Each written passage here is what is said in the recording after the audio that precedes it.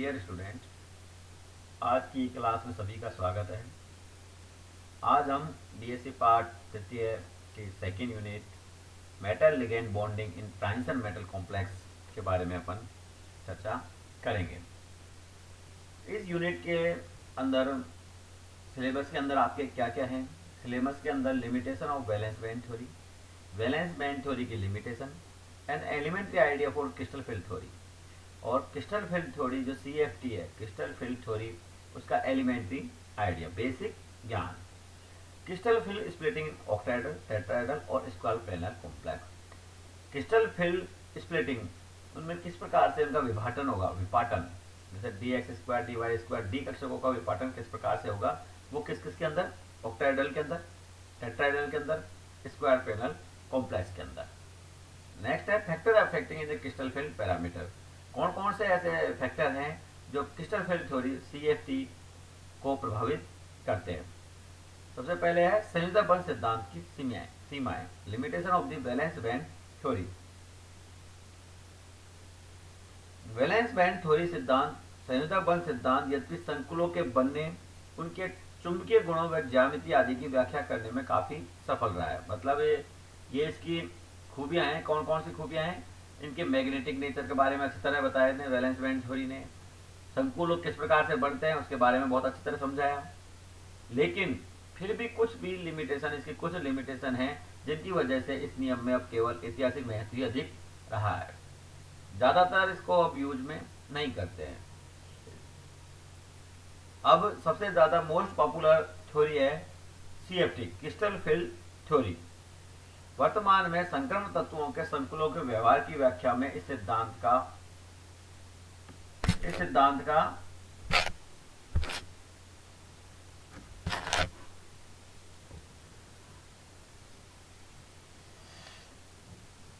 अधिक उपयोग नहीं होता है। इस सिद्धांत की कुछ प्रमुख सीमाएं निम्न है। इस सिद्धांत की क्या क्या सीमाएं हैं, क्या क्या लिमिटेशन है, वो निम्न प्रकार से है। लगभग सभी संक्रमण धातुओं के संकुल विलयन में रंगीन आयन मुक्त करते हैं। मतलब जो भी कोई संक्रमण धातु है वो जब संकुल विलयन में बनाते हैं तो रंगीन आयन मुक्त करते हैं। पदार्थों की रंग उनकी संरचना पर निर्भर करता है।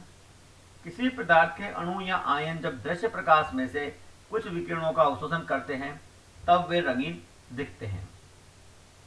संक्रमण धातुओं के संकुल आयन रंगीन क्यों दिखते हैं, इसकी व्याख्या संयोजक बंध सिद्धांत के आधार पर संभव नहीं है। अपन ने ये तो बता दिया कि रंगीन दिखते हैं, लेकिन इनका क्या कारण है कि जिससे वो रंगीन दिखाई देते हैं, यह संयोजक बंध सिद्धांत, वैलेंस बैंड थ्योरी इसकी व्याख्या नहीं करता है। इसकी व्याख्या कौन करेगा, इसकी करेगी CFT, क्रिस्टल फील्ड थ्योरी। दूसरी, इस सिद्धांत के आधार पर इस बात की भी स्पष्ट व्याख्या नहीं की जा सकती कि धातु आयन आंतरिक कक्षक संकुल कब बनाएंगे, बाह्य कक्षक संकुल कब बनाएंगे।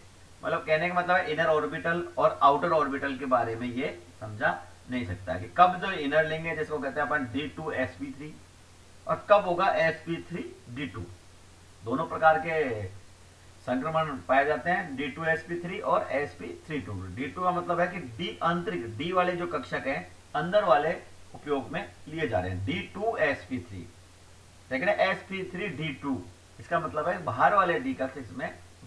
तो ये कब इनर ऑर्बिटल बनेंगे या कब बाहर आउटर ऑर्बिटल बनेंगे, इसके बारे में इसने कोई व्याख्या नहीं करी है। संकुलों के चुंबकीय गुणों के आधार पर हम इसके संकुल निर्माण की प्रक्रिया को तो समझा देते हैं।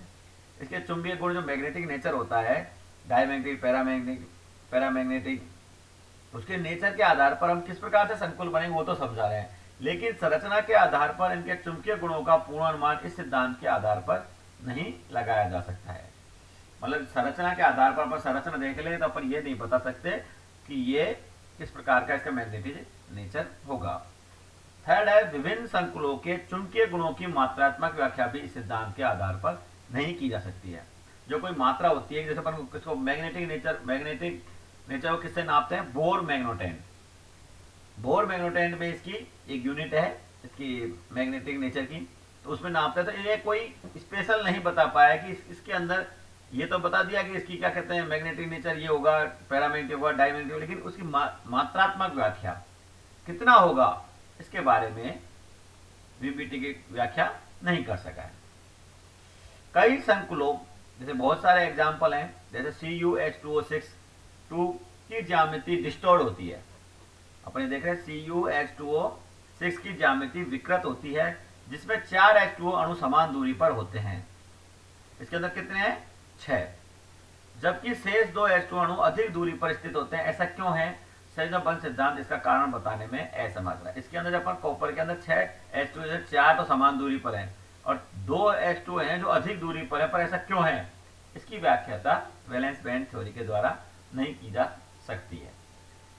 फिफ्थ है, कॉपर सेकेंड और कोबाल्ट सेकेंड दोनों की संकुलों की ज्यामिति को समझाने के लिए इस सिद्धांत के अनुसार यह व्याख्या दी जा सकती है कि एक अयुग्मित इलेक्ट्रॉन उच्च ऊर्जा स्तर में उत्तेजित हो जाता है, जैसा कि CuNH3 6 2+ और CuNCN3 की अग्र संरचनाओं में दर्शाया गया है। जैसे अपन एग्जाम्पल देखें, कोबाल्ट, एक कोबाल्ट का संकुल लिया इसने और एक कॉपर का संकुल लिया, कॉम्प्लेक्स लिया।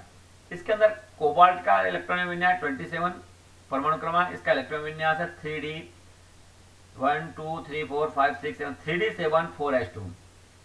यहाँ पर क्या है, +2 स्टेज में है, तो CO2 25, 2 इलेक्ट्रॉन निकल गए, 2 इलेक्ट्रॉन बाद इसका इलेक्ट्रॉन विन्यास क्या रहेगा, 4s से इलेक्ट्रॉन चले जाते हैं, तो क्या होगा 3D 7 4s0।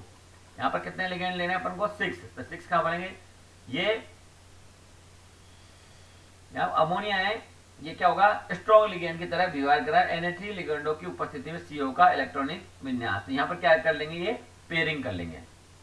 पेयरिंग कर लेंगे तो अपने पास कौन कौन से रिक्त बचे हैं? अपन को 6 NH3 जोड़ने, 1 2 3 4 5 6 D2sp3 संकरण। ये D अंदर के कक्षक भाग ले रहे हैं, इसको इनर ऑर्बिटल संकुल कहते हैं।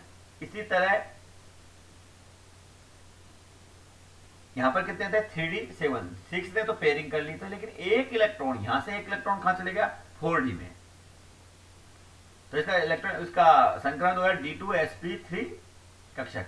लेकिन ये एक संकरण यहाँ, एक जो कक्षक यहाँ गया, तो ये ऐसी इसके पास क्या एनर्जी मिली कि यहां से उठ के यहाँ पर चले गया? इसकी व्याख्या भी ये नहीं कर सकते। जैसे अपन दूसरा एग्जाम्पल ले कॉपर का, कॉपर CuNH4 की संरचना है। कॉपर का इलेक्ट्रॉन विन्यास है 29 परमाणु क्रमांक है, इसका इलेक्ट्रॉन विन्यास क्या हो गया? 3D10 4s1, 3D10 4s1। अगर 2 इलेक्ट्रॉन इसके निकल जाते हैं, क्योंकि 2 ऑक्सीकरण अवस्था में है, +2 इसकी ऑक्सीकरण अवस्था है, तो 2 लगा, एक 4s से जाएगा, एक 3D से जाएगा। अब यहाँ पर क्या होता है, यहाँ से भी ये जो इलेक्ट्रॉन है ये कहाँ चल जाता है? 4p में चल जाता है। 4 3D से किस में चल जाता है? 4p में। तो क्या संकरण हो गया? D अपन कहते जोड़ना है साइनाइड 4, 1 2 3 4 DsP2 संकरण। ऐसा होने पर दोनों संकुलों में समान अपचय गुण होने चाहिए। भाई एक इलेक्ट्रॉन क्या कहता है, यहां से भी वहां गया और कॉपर में भी गया और कोबाल्ट में भी गया, तो इनके सभी के दोनों के अपचय गुण समान होने चाहिए, लेकिन वास्तव में ऐसा नहीं होता है। इसका स्पष्टीकरण इस सिद्धांत के आधार पर संभव नहीं है। इसने दोनों के इसके एक एक जाता है समान होने चाहिए, लेकिन इसके गुण अलग अलग होते हैं। इसका स्पष्टीकरण इस सिद्धांत के द्वारा नहीं दिया गया। किसी इलेक्ट्रॉन के उच्च ऊर्जा स्तर पर जाने के लिए पर्याप्त ऊर्जा की आवश्यकता पड़ती है। CO सेकेंड व कॉपर सेकेंड संकुल बनने में इतनी ऊर्जा कैसे मिल जाती है कि इलेक्ट्रॉन 3D से 4D कक्षक में चले जाते हैं? इस सिद्धांत की इसकी व्याख्या नहीं गया।